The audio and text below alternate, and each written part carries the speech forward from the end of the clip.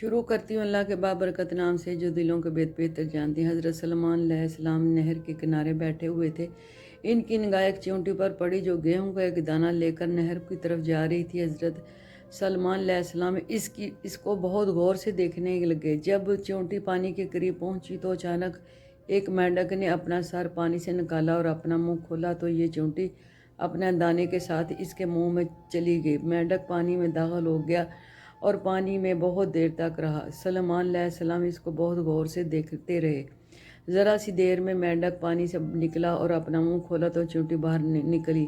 अलबत्ता इसके साथ दाना ना था। हज़रत सलमान अलैहिस्सलाम ने इसको बुलाकर मालूम किया कि माजरा क्या था, वो कहाँ गई थी। इसने बताया कि ए अल्लाह के नबी, आप जो नहर की तह में एक बड़ा खोखला पत्थर देख रहे हैं, इसके अंदर बहुत सी अंधे कीड़े मकोड़े हैं। अल्लाह ताला ने इनको वहाँ पैदा किया है, वो वहाँ से रोज़ी तलाश करने के लिए नहीं निकल सकते। अल्लाह ताला ने मुझे इसकी रोज़ी का वकील बनाया है।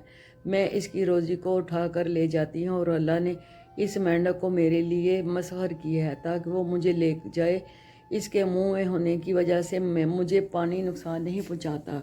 वो अपना मुंह बंद पत्थर के सुराख के सामने खोल देता है। मैं इसमें दाखिल हो जाती हूँ।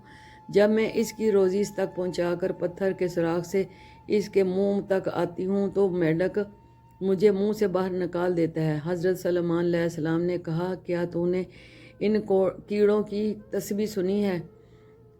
चींटी ने बताया कि हाँ, वो सब कहते हैं, ए ज़ात जो मुझे इस गहरे पानी के अंदर नहीं भूलता।